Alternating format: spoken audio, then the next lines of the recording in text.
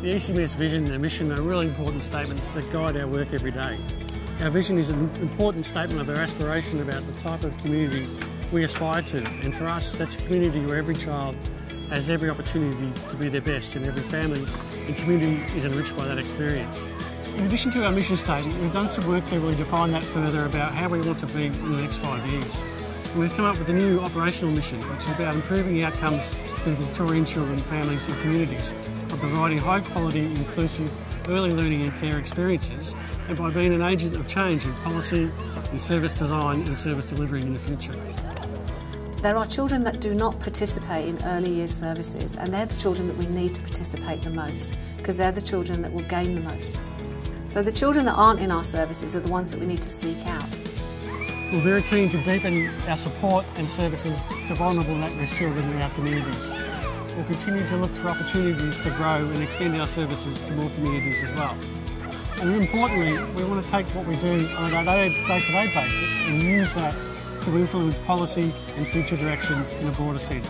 And we know our capacity to influence and advocate for change is amplified when we collaborate with others.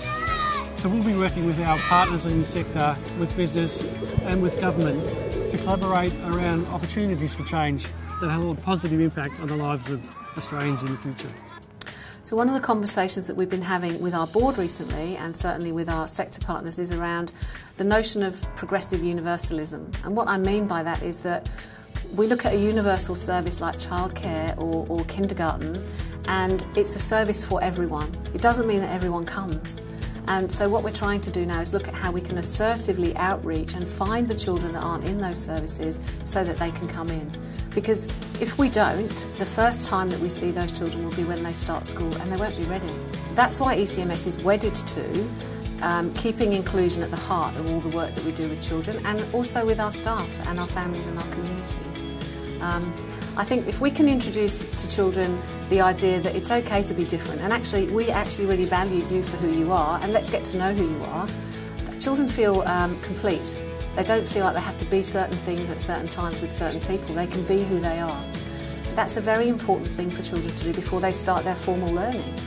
Formal learning around intellectual and cognitive capability and starting school well and achieving at school and finishing their education all begins with children feeling a sense of belonging and identity, not only to their families and the communities, but to themselves and who they are.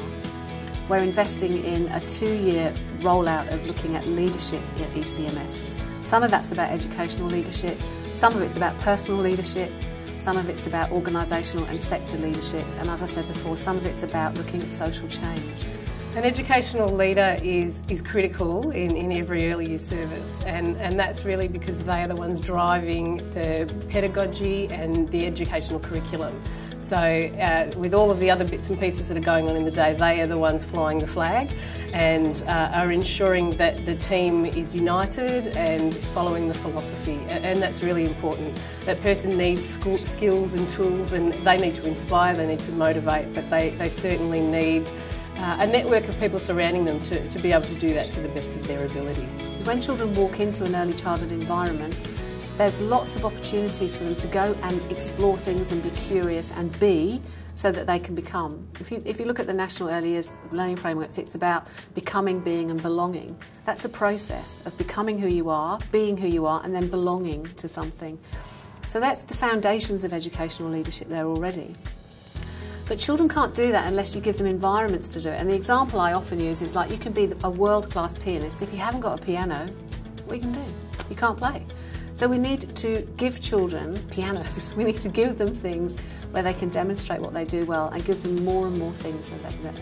So that's how I see educational leadership in the service. We're at a very important time in terms of the debate about early childhood education in Australia. We must make sure that we continue to move forward and continue to look to ways to increase the investment. Our future prosperity depends on it.